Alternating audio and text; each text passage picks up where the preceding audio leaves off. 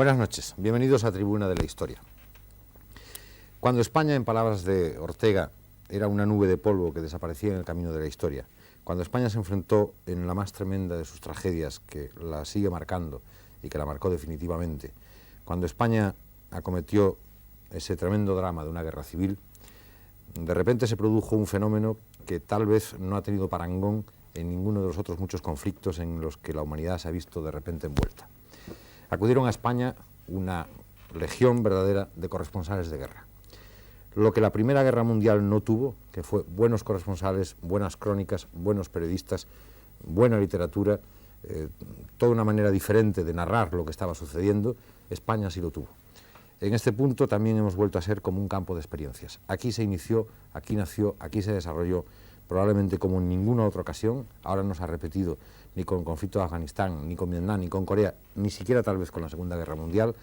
Toda esa pléyade de grandes escritores, de grandes cineastas, de grandes informadores que supieron dar a lo que era un conflicto un tanto interno, en definitiva era una guerra civil, toda una dimensión épica que llegó hasta los últimos confines del mundo y que ahí permanece como una muestra de la literatura del siglo XX de la que jamás podrá ser separada. ¿Por qué vinieron aquí? Es lo que querríamos tratar de ver. ¿Qué encontraron aquí? ¿Qué es lo que les movió a llegar y a informar? ¿Dónde empezaba el periodismo? ¿Dónde empezaba la propaganda? ¿Qué era lo cierto? ¿Qué era lo falso? Todos estos temas queremos tratarlos en dos programas. Este primer programa será un poco el veredicto de la historia sobre los corresponsales de guerra en nuestra guerra, y abordamos así definitivamente en este programa los temas de nuestra guerra, de la Guerra Civil Española. Una segunda parte, un segundo programa, serán las vivencias de los mismos corresponsales que hemos logrado reunir y que han estado aquí presentes en aquellos avatares y en aquellos aciagos días y que ahora nos lo pueden contar. En este primer veredicto de la historia contamos con la concurrencia de 4 personalidades que pueden dar una visión más fría, una visión más académica, si ustedes quieren, de lo que fueron aquellas jornadas y de lo que fue el hecho de los corresponsales en nuestra guerra. Son, por un lado, el señor Herbert Southworth, es historiador norteamericano, es autor de 3 libros importantes sobre ese periodo. El uno se titula El mito de la cruzada de Franco, otro Antifalange y otro La destrucción de Guernica.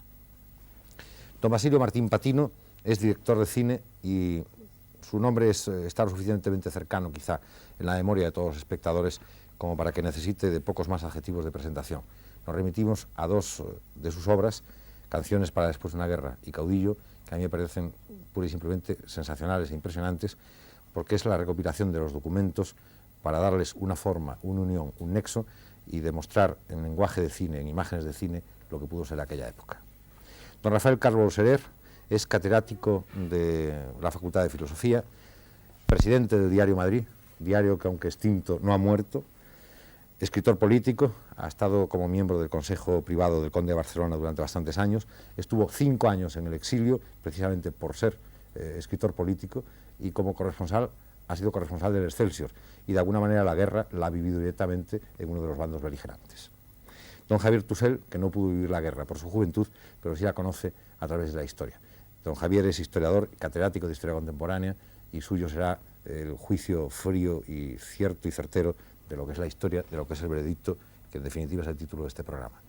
Vamos, como siempre, a centrar el tema en unas imágenes para comenzar inmediatamente con el coloquio.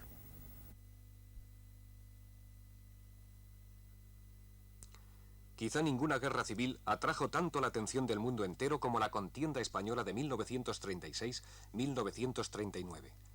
Los títulos de 2 libros americanos, el de Southworth, El timo de la cruzada de Franco, autor que participa en esta primera parte del programa, y el de Weinberg, La última de las grandes causas, nos dan la explicación. Poderosas corrientes de opinión, los partidos políticos, los movimientos obreros, los intelectuales, se sintieron afectados como cosa propia por razones religiosas, políticas o puramente ideológicas. Puede decirse, sin agravio a la verdad, que la Guerra Civil Española fue la primera guerra no generalizada, en la que la propaganda ideológica jugó un papel primordial. Y ello no solamente en el desarrollo del conflicto, sino en la conformación de mentalidades y estados de opinión a escala universal. Así, fue natural que centenares de corresponsales de la prensa de todos los países ocupasen durante 3 años las primeras páginas de los periódicos y que desde entonces los libros dedicados al tema se cifren por millares. A la vez, numerosos reportajes gráficos y filmes de gran calidad contribuyeron a popularizar los sucesos bélicos que, como las batallas de Madrid, Brunete o del Ebro, adquirieron resonancias realmente mundiales. Alguien ha escrito, estableciendo un arriesgado pero significativo paralelismo histórico, que la Guerra Civil Española fue el Vietnam de los años 30. Pero fue un Vietnam cercano, con nombres familiares, con consecuencias inmediatas para la frágil paz en Europa. Los corresponsales, por otra parte, podían informar sin sentirse coaccionados, presionados o condicionados del modo como sucedió cuando sus países respectivos se vieron envueltos en conflictos como el de la Guerra Europea de 1914 y, después, el de la Guerra Mundial, estrechamente ligada con la iniciada en 1936. De toda esta literatura queda un mejor conocimiento de la realidad española, una mayor claridad sobre el carácter de los movimientos antifascistas de los años 30 y también una más fina precisión sobre las diferentes posiciones de los católicos en la política española. En cualquier caso, se advierte de manera precisa y neta, en el claroscuro de la guerra, el perfil determinante de las contiendas y divisiones ideológicas que han venido condicionando la historia de la humanidad en la segunda mitad de nuestro siglo. El último libro de Herbert Matthews, uno de los grandes corresponsales destacados en nuestra guerra civil, lleva por título La mitad de España murió, y es bien expresivo del sentido radical y trágico de la vida que caracteriza la historia de nuestro país. De este sentido radical y trágico que le llevó hace años a escribir estas significativas palabras. Nada acontecerá en mi vida tan hermoso como aquellos 2 años y medio que pasé en España, refiriéndose naturalmente a su estancia como corresponsal de guerra en plena contienda civil. Por otro lado, muchos de los intelectuales que vieron en la causa republicana la lucha por la libertad dejaron de ser comunistas cuando comprendieron, a la vista de la actuación de Stalin y del Comintern, el carácter totalitario de los soviéticos.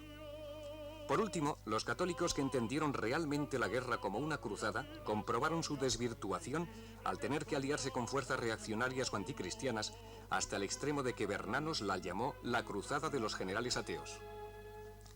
Rafael Calvo Serer ha escrito que, ante tal fracaso ideológico, al menos en relación con los objetivos que se pretendió alcanzar, la nueva acción espiritual debería desarrollarse en una sociedad pluralista, en la que el heroísmo ha de ser como el que Ortega y Gasset pide al intelectual, el martirio, y no la violencia sangrienta. La guerra civil todavía hoy constituye para muchos un tema delicado y de difícil tratamiento. Para otros es aún un tema vivo y latente en la conciencia de los españoles.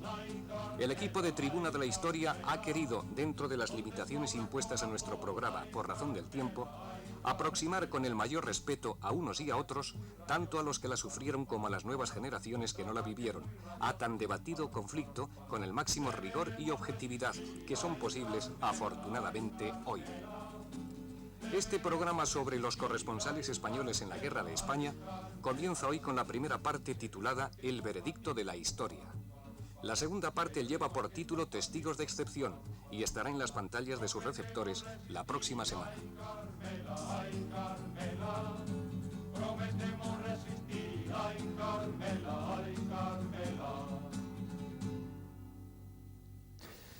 Señor Southworth, ¿por qué vino usted? ¿Por qué usted no vino a España en los primeros días porque era usted un funcionario en Washington? Pero ¿por qué vinieron los corresponsales, en su opinión, a la guerra de España? ¿Qué tenía de poder de convocatoria la guerra que no tuvo, por ejemplo, la Primera Guerra Mundial? Que no tuvieron las siguientes. Bueno, es evidente que en una guerra mundial, donde la mayor parte de los países del mundo son participantes, hay muy poco terreno para maniobra de opiniones. Pero en la guerra de España, España es un país relativamente pequeño y todos los países mandaron corresponsales a España y el resultado es que eran centenares. A la vez, la guerra de España era una guerra ideológica. La primera, la segunda, la tercera y la cuarta internacional participaron en varias maneras en la guerra. También otra organización internacional, la Iglesia Católica. A la vez, los países fascistas Alemania e Italia participaron, la Unión Soviética. Era una guerra mundial, pero que tuvo lugar en un sitio pequeño del mundo. También era una guerra que interesó a primera mano América del Sur. América del Sur era un campo de lucha entre la agencia Havas de París, entre la Associated Press y el United Press de los Estados Unidos. El resultado era que cada una de estas agencias trató de mandar la mayor cantidad de palabras posibles cada día a sus oficinas. Uno de los resultados curiosos es que por alguien que quiere seguir la guerra por los despachos periodísticos, la mejor fuente no es ni París, ni Londres, ni Nueva York, sino es Buenos Aires, Río de Janeiro, Ciudad de México, etc. Porque en un día en que, por ejemplo, el New York Times publicó media columna de informaciones, los dos gran periódicos de Buenos Aires, La Nación y La Prensa, publicaron al menos 2 páginas enteras de párrafos y párrafos y párrafos. Toda la pequeña historia de la guerra está en estos periódicos que por la mayor parte del mundo fueron desconocidos. Y todos estos elementos combinados, el fascismo, el comunismo y la Iglesia Católica y el interés en América del Sur, todo esto hizo que era necesario que las grandes agencias, había un mercado para estas noticias, por eso vinieron la gente. ¿Por qué vinieron, señor Calvo Seguer? Puedo contestarle diciéndole que yo he tenido la oportunidad durante estos años, y entre ellos estos años del exilio, hablar con numerosos corresponsales, numerosos son más de una docena. Entre ellos algunos tan caracterizados, hablar largamente, hablar a fondo. Entre ellos, por ejemplo, Matthews. Y en la lista del libro, que será objeto quizá más especial atención, en la segunda parte del programa, el libro que ha hecho José María Armero, he estado mirando todos los autores, todos los corresponsales que él cita, y me he encontrado, por ejemplo, alguno de ellos, como Werner Schulz, que luego fue corresponsal en España, ya en La Paz. He visto otros como Richard Maurer, americano, que también estuvo en España mucho tiempo. O sea que me he encontrado con que de estos nombres que él cita, hay también unos que son profesionales, podríamos decir, que no toman parte por ninguno de los dos lados. Otros toman parte, por ejemplo, Massis, que fue de la Academia Francesa, estuvo aquí escribiendo del lado de Franco. Conocí, por ejemplo, a Armand Majescas, Claude Popelin, que ahora creo que vive en España. O sea, he tenido la oportunidad de hablar con una serie de corresponsales. Y estos mismos me hablaron con el interés, la pasión de aquella guerra, de la trascendencia que tuvo mundial, y avivó mi curiosidad por conocer mejor este país, sobre todo por el hecho incluso de haber vivido yo personalmente la tragedia. O sea, en la guerra civil, tenía entonces 19 años, estuve enrolado en el ejército republicano, secuestrado en las brigadas internacionales, y tenía un interés para mí, de primer orden, el contrastar mis vivencias con esta versión de estos observadores de primera fila, entre ellos escritores tan conocidos, tan extraordinarios como Hemingway. Y yo realmente lo que he pretendido a través de estas conversaciones, de estas lecturas, que luego amplié a autores más generales, hice una conferencia, un pequeño trabajo que con el tiempo espero convertir en libro, todo lo que yo he buscado a través de estas informaciones es conocer las causas de esta guerra civil, de esta terrible tragedia de la vida española, y buscando, como es natural siempre, qué es lo que podemos hacer para que esto se repita. Pero sobre todo, porque quizá en los primeros años en que yo me dediqué a la historia como profesor de historia, me hizo impresión, recuerdo, aquella frase de Arnaldo de Pulgar, que ya decía en el siglo XV de Castilla: ancha es Castilla, si no, más guerras habría. Profesor Tusell, la misma pregunta. ¿Por qué venían? ¿Qué poder de convocatoria había aquí para movilizar a tantos corresponsales de guerra? Bueno, me parece que mi respuesta no puede ser nada más que añadir algún sumando a lo que ya se ha dicho, que por otra parte creo que todo el mundo estará de acuerdo.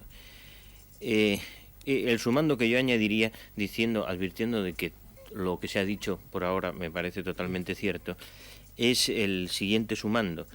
Es que el mundo intelectual europeo y en general el mundo intelectual de la época tenía razones suficientes como para ver en la Guerra Civil Española una distinción que siempre aman mucho los intelectuales entre el blanco y el negro, entre la maldad absoluta y la bondad absoluta, ¿no? Es decir, hay la obra esta de John Osborne, que se llama Mirando hacia atrás con ira. Hay un personaje que dice, a partir de la Guerra Civil Española ya no hay una gran causa por la que luchar, ¿no? Y Einstein, el propio Albert Einstein, dijo palabras muy semejantes. Es lo único que puede dar esperanza a la humanidad en un momento como este, en plena guerra civil, es lo que está pasando en España. Es decir, que en el caso de España, pues para la intelectualidad, y por supuesto primordialmente para la intelectualidad de izquierdas, pues y también a los escritores, era perfectamente evidente quiénes eran los buenos y los malos en ese conflicto, y era también perfectamente evidente que había que comprometerse con los buenos, y muchos de ellos, efectivamente, intelectuales ingleses o norteamericanos, incluso se comprometieron hasta la pérdida de su vida. Ahora bien, a esto habría que añadir también una cosa, y es que algunos de estos intelectuales, muchos de ellos, por lo menos, experimentaron un cierto desaliento y un cierto cambio de postura precisamente con ocasión de la Guerra Civil. Es decir, un Kessler, por ejemplo, transformó su estancia en la cárcel de Sevilla en luego las imágenes que utilizó en El Cero y el Infinito, en donde aparece un disidente ruso, por así decirlo, ¿no?, frente a la dictadura estalinista, ¿no? Y en todo caso, muchas veces, si a ellos les atraía el colorido y la perfecta identificación de lo bueno y lo malo en el conflicto de la Guerra Civil Española, es también evidente que a veces no veían las causas que había en el desenlace del conflicto, en el estallido de la guerra.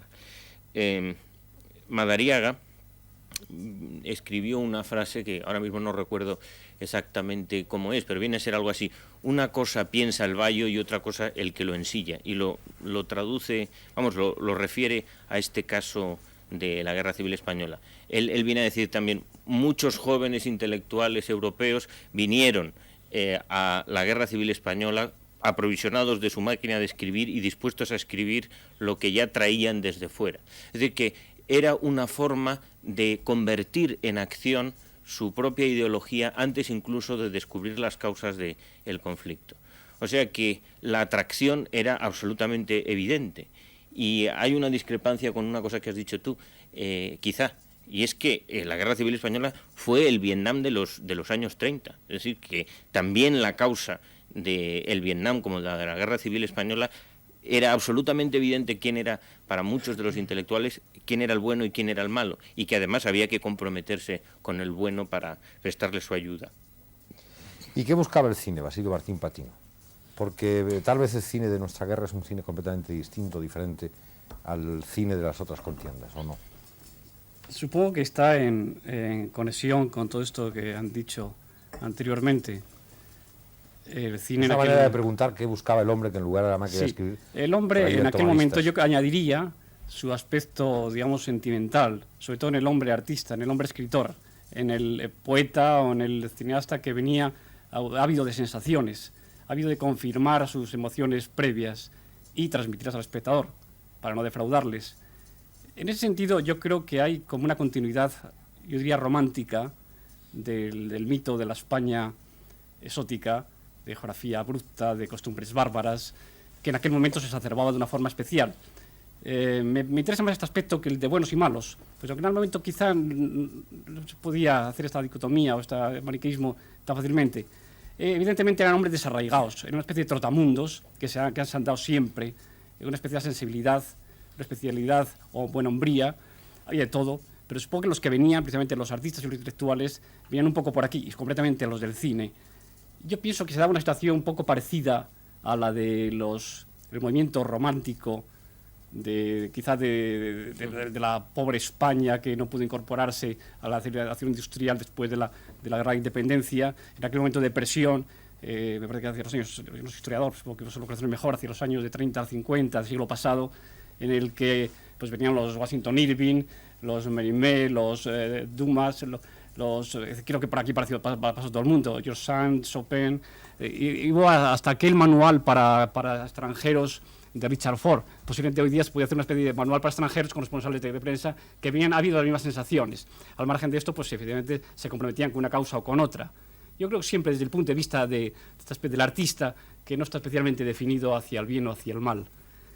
Por lo menos en lo que yo he podido comprobar, estos hombres todos de una gran categoría humana, de una gran calidad humana, podemos decir, están los más famosos, el Hemingway, el Orwell, el Joris Sieben, el Brennan, que en todos afluye esta especie de hombre de todo el mundo, y que incluso en su falta de rigor, diría, porque lo que escribe hoy día ya podemos analizarlo, yo diría desmitificarlo, no hay por qué desmitificarlo, no hay por qué aceptar todo lo que decían, hay como hasta cierto infantilismo en su énfasis, en su afán de decir unas determinadas cosas que a lo mejor no admiten un rigor.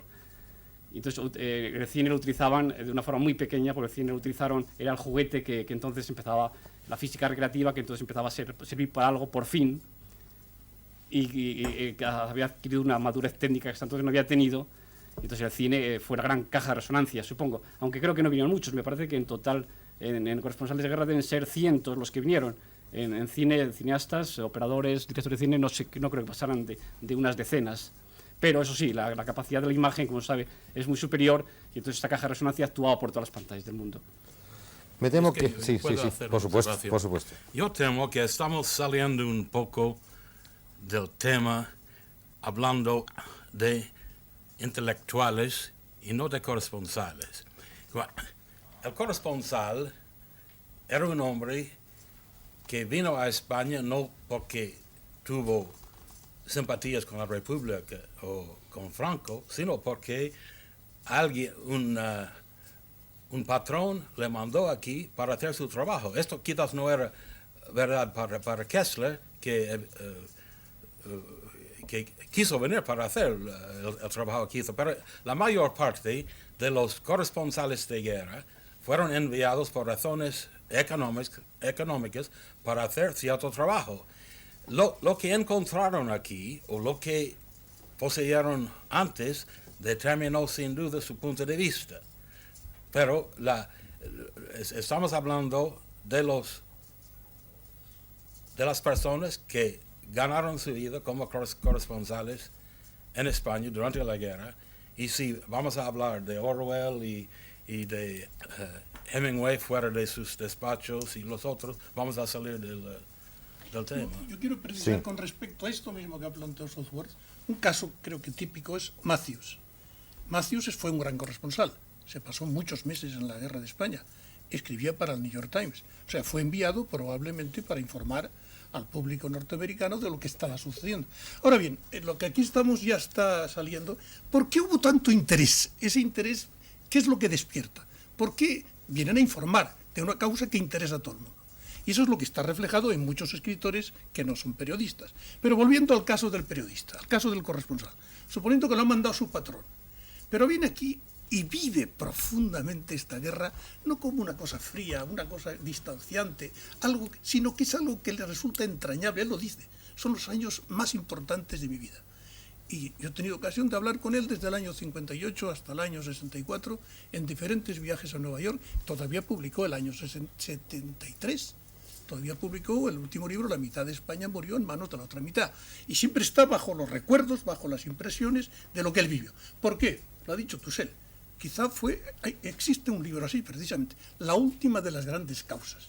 O sea, todas las luchas espirituales o ideológicas parece que el momento final, después de unos siglos en que prima, o que tiene un interés extraordinario lo ideológico, el marxismo está cargado de ideología. No tenemos ahora en las definiciones marxistas, sino en el interés de lo ideológico, de lo espiritual, de los valores éticos en los conflictos económicos y políticos. Y en España se está viviendo profundamente en la realidad, en la carne esto. Esto despierta un interés en el mundo entero. También Southworth lo ha dicho. A los católicos del mundo entero les afecta, porque la Iglesia Católica está afectada directamente, porque ha reaccionado la jerarquía de la Iglesia española y ha pedido colaboración y ayuda a Roma y ha pedido colaboración a los católicos de todo el mundo. Pero a su vez, los comunistas están implicados. Este es el trabajo que tiene Koestler de venir aquí. Cuando vino, no solo viene como un puro corresponsal. Naturalmente, Koestler no solo hace un trabajo de corresponsal, sino que hace un trabajo trabajando para la Internacional Comunista. Lo ha contado en sus biografías, en sus memorias. Ahora, todos ellos, pues, están reflejando un problema humano español que tiene un interés universal. Por eso los corresponsales vienen a centenares, son importantes, y ahora aquí estamos centrando el debate. ¿Qué interés, qué queda, qué valor tiene lo que estos hombres han visto? Sería interesante quizá en ese sentido, me pregunto, y los historiadores podrán responder mejor, si acudían con el mismo énfasis a los sucesos contemporáneos importantes de aquel momento, que yo no me acuerdo, serían la guerra chino-japonesa, la confirmación del eje Roma-Berlín, con los viajes de Mussolini a Berlín, en el terreno sentimental, por ejemplo, la famosa renuncia de Jorge VI y los amores fabulosos. Es decir, estos hechos paralelos de contemporáneos, me parece de contemporáneos, si tenían la misma caja de resonancia o realmente España en aquel momento absorbió la noticia y España fue noticia. Es que lo que sí parece evidente es que pasado ese primer periodo de interés puro y simplemente periodístico, de narrar lo que su patrón pedía, inmediatamente hubo como un giro, yo diría que ideológico. Es decir, que por encima de la crónica estaba la propaganda, estaba la transmisión de ideología por uno de los dos bandos. ¿Fue esta en realidad la primera guerra de propaganda? Bueno, fue la primera guerra de propaganda y, por ejemplo, Koestler ha contado en sus memorias el papel que le dio Münzenberg, me parece que se llamaba el gran cerebro de la propaganda de la Tercera Internacional, y cómo le envió, etcétera, etcétera. Pero también los propios hechos hicieron cambiar ideologías primitivas. Es decir, uno se encuentra, por ejemplo, el caso de Georges Bernanos, viendo la brutal represión nacionalista en las Baleares. Pues es un hombre que está militando en el campo de la acción francesa y que, sin embargo, el descubrimiento de lo que significan las implicaciones de esa ideología, pues le hace girar, le hace dar un giro copernicano como consecuencia de eso, ¿no?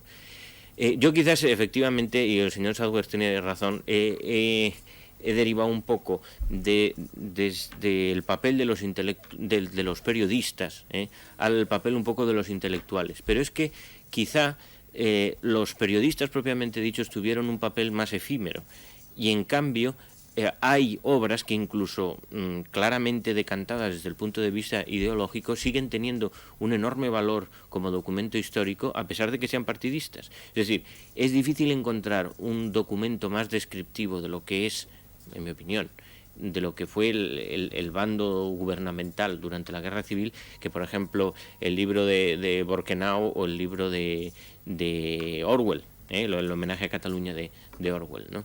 Entonces quizás por eso he recalcado especialmente el papel de quienes eran escritores y escritores que se dedicaban a la prensa, pero un poco trascendían la labor como de puros descriptores de noticias, ¿no? Sin embargo, yo no sé, perdón ustedes que insista desde el desconocimiento, que siempre implica el ocupar este sitio de moderador, de que parece que yo creo que hay como un cambio. Es decir, se han creado una serie de mitos por los dos lados y por los dos bandos. Es decir, las charlas de Queipo de Llano por la radio tal vez no fueran posibles si la población de los dos bandos estuviera real y perfectamente informada por parte de los corresponsales.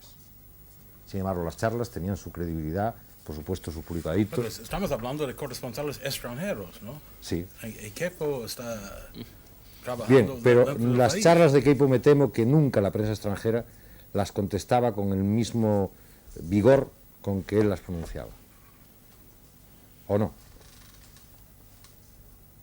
¿Se han creado mitos o no se han creado mitos? Es decir, la batalla de Brunete, el Alcázar de Toledo, Santa María de la Cabeza, el libro de Southworth le llama el mito de la cruzada el mito de Franco. Guernica, la cruzada de Franco. Se ha planteado el problema si esto tiene un interés universal, si fue cruzada o no fue cruzada. Esto interesa a un sector enorme del mundo, como otro de los problemas que se ha planteado. Si aquí se luchaba por la República o se luchaba por una victoria de un régimen soviético. Se ha discutido profundamente. Un lado ha dicho que, ya podemos matizar hasta qué punto está reflejado en los cronistas y hasta qué punto podemos valorar positiva o negativamente lo que han dicho. Pero por otra, está también, si realmente aquí lo que se estaba defendiendo es la libertad. Por ejemplo, esto lo recoge Kantorowicz. En uno de sus libros dice: yo en aquellos años me alisté en el Partido Comunista, luché en el Partido Comunista, porque, entre otras razones, decía, porque se estaba luchando por la libertad contra el fascismo. Sobre una parte, pues, unos dicen que luchan en nombre de la Iglesia Católica contra los enemigos de la Iglesia Católica. Otros dicen que están luchando por la República en nombre de la libertad. Esto apasiona al mundo entero, esto es evidente. Entonces es noticia. Entonces aquí acuden. Pues, ahora, lo que hoy en la sesión tenemos que hacer como un veredicto. ¿Qué es lo que han dejado estos corresponsales? Como dice Southworth, ¿fue un mito esto de la cruzada? ¿Hubo cruzada o no hubo cruzada? ¿Fue parcialmente cruzada, mezclada de otras cosas? ¿Fue esto la lucha por la libertad de la República o fue una lucha en la cual el Partido Comunista? No olvidemos que estábamos en el periodo staliniano. ¿Qué interés tenía entonces el embajador de Stalin en España? ¿Quería defender las libertades, la Constitución de la República o quería otra cosa? Aquí lo que tenemos que hacer es ¿qué han reflejado los corresponsales? ¿Fallaron los periodistas y ganaron los propagandistas o fue al revés?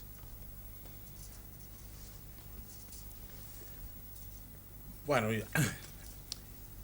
yo no pensaba que íbamos a discutir este punto, pero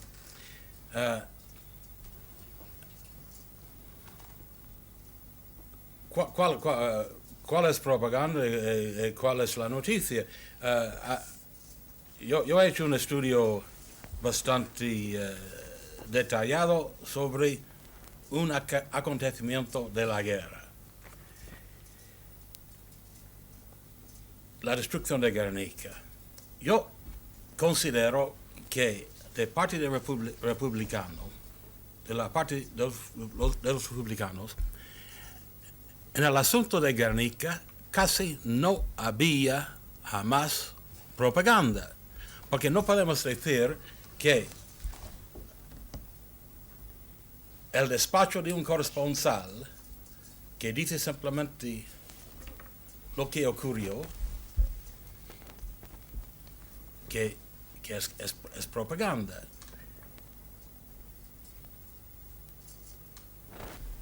Sí, no hay duda de que algunos corresponsales fueron poco a poco impresionados por lo que oyeron alrededor de ellos en el lado republicano y en el lado nacionalista. Sin embargo, en el lado nacional, el caso de Guernica, por ejemplo, que se achacó por parte, en fin, corrijan ustedes historiadores, de que habían sido los propios mineros en su abandono, esto fue escrito y firmado por periodistas, por corresponsales de guerra. Corresponsales de guerra como Luigi Longo, en las brigadas internacionales, dice cosas tan curiosas como: en las brigadas internacionales están juntos hombres de todos los orígenes sociales y corrientes políticas, comunistas, socialistas, anarquistas, republicanos, dice, e inclusive sinceros y honestos amantes de la libertad, como si los demás no pudieran ser ni sinceros ni honestos. Sin embargo, y amantes de la libertad. Y amantes de la libertad. ¿Quién Las famosas Luigi Longo. Las famosas brigadas internacionales. No fue periodista. Esto era después de la guerra. Las brigadas internacionales, en especial los grupos de aviadores franceses que vinieron, más que franceses, ingleses, que venían a España, fueron saludados por los corresponsales de guerra como auténticos héroes. Sin embargo, el propio Hidalgo de Cisneros, jefe de aviación republicana, dice que eran más o menos unos aprovechados de la situación, que cobraban 50.000 pesetas al mes cuando nadie en España cobraba ni 5.000 pesetas al año. Quiero decir, estas noticias son pura propaganda y las han difundido corresponsales de guerra de los dos lados. Luego, ¿han fallado los periodistas? Yo quisiera en esto recoger más opiniones. Bueno, yo creo que esto no me parece un punto importante. No, francamente no. Creo que es la razón de ser y la esencia de la profesión periodística. el servir a la verdad. ¿Qué opina usted? Es que puedo añadir otro dato para que no sea... En el caso de Guernica, no cabe duda que es uno de los hechos importantes que luego es valorado. Hay un veredicto. Hay unos que toman una posición, otras toman otra, y el veredicto final, una de las aportaciones más valiosas de acumulación de datos para llegar a una conclusión, es evidente el trabajo que ha hecho Software. Ahora, ¿que ha vuelto el veredicto? Pero otro trabajo de ese tipo, era en el que se ve si hay información o hay propaganda, es el Alcázar de Toledo. Y ahora recuerdo el Alcázar de Toledo, es otro de los temas enormemente controvertidos. Sí. El hecho de Guernica es que un día hubo un bombardeo, y evidentemente todo el mundo está de acuerdo que fueron aviadores alemanes, parece. Por otra parte, es evidente que el Alcázar de Toledo no explotó todo, lo minaron, hicieron todo lo posible por destruirlo. Ahora bien, las valoraciones, es decir, las exageraciones, la propaganda en un sentido o en otro es tremenda. Hasta leer las descripciones de Ehrenburg, uno de los corresponsales, o en fin, el propio Matthews niega que hay nada heroico en un momento determinado en todo el origen de la resistencia. Yo he hablado con él y lo ha hecho público además. Le contestó Manuel Aznar en España, tanto una serie de hechos, y el propio Matthews dice que le habían informado mal. A mí me dijo en el New York Times: mire usted, Calvo, yo he creído en la honradez de los informadores, en la palabra de los informadores. Yo me había tenido estas informaciones y luego no han resultado exactas. Yo he rectificado. Ahí estamos viendo. En un momento, él informa, recoge una información, pero como hay pasión, como esto está mezclado con causas ideológicas, realmente... Mira, el corresponsal que está en el punto de observación, él escribe rápidamente lo que ha visto. Dos personas alrededor de la lucha alrededor de la Alcázar hubieran podido el mismo día ver cosas distintas, pero el señor Calvo Soler ha hablado del corresponsal Matthews, que era probablemente uno de los que tuvo más influencia, al menos en los Estados Unidos, durante la guerra. Era un gran corresponsal. Después de la guerra, escribió 1, 2, 3, 4, yo no sé cuántos libros. Pero en el curso de mis investigaciones, yo he observado un gran defecto en el corresponsal, en cualquier corresponsal. Él llega a la escena de un accidente y él dice: ¿qué pasó? Él hace preguntas. ¿Y qué hizo Matthews cuando Manuel Aznar le hizo una trampa con una carta lagrimosa acerca de la viuda de Moscardó? Él llamó a la honorabilidad de Matthews como caballero, etc. Y Matthews, que es un hombre inteligente, era incapaz de ir a los documentos y estudiar el problema. Él fue a preguntar a 2 o 3 otras personas. Él había preguntado a Luis Quintanilla y al general Asensio, que le habían dicho una cosa, lo publicó. Entonces alguien le dijo que no era verdad, y en vez de estudiar el problema y leer las fuentes, él hizo preguntas a las 3 otras personas. Y los corresponsales de la guerra de España han escrito, muchos de ellos han escrito libros después, son libros importantes. Pero para estudiar cada uno de estos libros hay que estudiar la persona que lo escribió. Y me hace pena de decirlo, pero Matthews no era un estudioso capaz de estudiar documentos y hacer comparación de testimonios y una cosa u otra para llegar a la conclusión. Pero yo estoy persuadido que la rectificación que él hizo y que hizo Hugh Thomas al mismo tiempo, que no tuvieron razón. Ahora, si me es que yo quería, al tema que tú has planteado, permíteme que te lo... Por supuesto. Estoy utilizando un término de moderador, como ha planteado, si era propaganda o era información. Es que le voy a dar a otro buen conocedor, y creo que no lo cita el libro de Software, el corresponsal de la Neue Zürcher Zeitung, porque creo que la Neue Zürcher Zeitung, que es de los periódicos del mundo que tiene más fama de serenidad, de frialdad, de objetividad, o sea, de fuente histórica, aunque también el New York Times lo es. Ahora, y también he tenido la oportunidad de conocer a Urs Schwarz y hablar largamente con él en Zúrich. Bueno, es interesante ver, ahora leer, y no cae en el problema de la propaganda, sino que está reflejando, hace un mucho mayor esfuerzo por reflejar lo que ha sucedido. Antes tú se le ha citado Franz Borkenau. Qué lástima que Borkenau no pudiera ir a la zona nacional, porque él hace aquí un informe, un estudio con verdadera simpatía para los marxistas. Él entonces era marxista, era comunista, luego dejó de serlo, pero lo era entonces. Y él dice que después de haber terminado su estudio en la zona republicana, quiso ir a la zona de Franco y le negaron el visado. Ahí tenemos un material, una información objetiva. Pero a su vez él es conscientemente, dice, yo soy marxista, y valora los hechos de una manera. Qué interesante es que este hombre, que hace un buen trabajo de informador, hubiera podido hacer un juicio del otro lado. No, es evidente que, y eso no pasó solamente en la Guerra Civil española, sino que ha pasado en todas las guerras.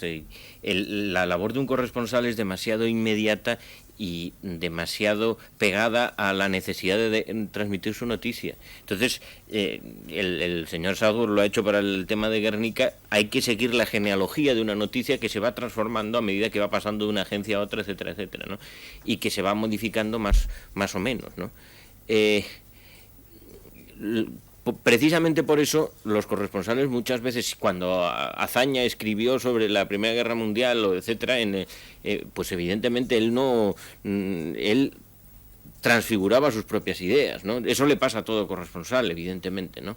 En general yo creo que sobre todo la prensa anglosajona pretendió ser imparcial, ¿no? ¿A pesar del Grupo Herz? ¿O con el Grupo Herz? Es difícil decirlo. Vamos, eso quizá otras personas mejor que yo lo conocen mejor, ¿no? Pero yo creo que se pretendió ser imparcial siempre distinguiendo entre el editorial y la noticia concreta. Luego los editoriales cambiaban, ¿no? Variaban sustancialmente y siempre cambiando según los países. Por ejemplo, creo que está suficientemente probado que los católicos franceses, la prensa católica francesa era bastante diferente de la prensa católica portuguesa y de la prensa católica norteamericana, ¿no? Había diferencias de matiz importante. ¿Y el cine? ¿Qué papel asumió? El cine yo creo que asumió un papel importante. Lo que ocurre es que quizá tenía más capacidad de influencia, de eco. Yo creo que quizá la historia es como más historia, diría, más expresiva desde que tiene la posibilidad de ser captada realmente de una forma directa. Se habían hecho películas históricas, se habían hecho grandes películas de la Revolución Rusa. Eisenstein es todo un historiador de la revolución, de películas bélicas, pero nunca había habido la posibilidad de filmarlas directamente, que es lo que pasó en España. Entonces esa vivacidad, esa fuerza expresiva, quizá lo que conmovía de una forma especial a esto que fue la gran conmoción, la gran asociación de emociones. Se da el caso, concretamente, yo pude tratar a Carmen, que era el gran discípulo de Thysse, por poner un caso de gran operador, Thysse, el gran operador de Eisenstein, el gran operador manierista, del gran artista Eisenstein, digamos, yo diría las grandes mentiras ilustres de Eisenstein, artísticas, y en cambio el discípulo humilde, que era Carmen, venía a España y se limitaba a salir con la cámara y filmar los escombros, sacando una niña en ese momento, y eso cobraba muchísima más fuerza ante los ojos del mundo, ante la gran retina del mundo, que la niña cayendo por la escalinata de Ordesa, el gran juego efectista hecho por Thysse y por los grandes operadores. En ese sentido, evidentemente, el cine, que insisto, que fue muy poco, tuvo una enorme influencia, y a efectos de la propaganda y de la publicidad, que yo creo que desfasa un poco a los reporteros. Se me ocurre, me acuerdo de una noticia que he leído, que me impresionó. Hacia el año 40 vino un decreto de la propaganda y de prensa de Falange, sería entonces, por lo cual se prohibía que se citase de ningún tipo de críticas, publicidad, pasquines, de ninguna forma publicitaria, a tantas figuras del cine de Hollywood. Figuras como Charlie Chaplin, Dr. Sinclair, John Crawford, Friedrich Marx, yo diría los más importantes del momento, que posiblemente eran inocentes respecto a esto. Por algo Franco prohibía a estos artistas de Hollywood y no hacía una lista de todos los corresponsales a los que no se le podía citar. Quiero decir que el efecto dañino era posiblemente era mayor. Por otra parte, el cine tenía una especial propaganda. Concretamente, por ejemplo, los rusos venían a España posiblemente a llevarse noticias que les influyera en sus mundos respecto al nerviosismo que pueden tener en aquel momento con respecto al miedo a Hitler, a la posible guerra mundial, pero sobre todo a influir en los milicianos y a traernos películas, a traernos los marinos de Kronstadt, a los marinos de... es curioso, importante la noticia de un Ilierenburg yéndose de frente en frente de la prisión de Ilierenburg con un camión perfectamente equipado, proyectando películas rusas a los combatientes, películas rusas que parece que han de un inmediato efecto para los dinamiteros, para llevar la moral. hacerles. Bien, nuestro tiempo inexorablemente se ha terminado, pero este largo capítulo que hemos iniciado hoy con este programa, por supuesto no termina aquí, por supuesto tiene muchas continuaciones, y entonces tendremos ocasión brevemente de volver a reunirnos y volver a tratar sobre este largo y casi yo diría que inagotable tema. Gracias por sus testimonios magníficos y por su presencia en el programa. Gracias a ustedes por habernos seguido. Buenas noches.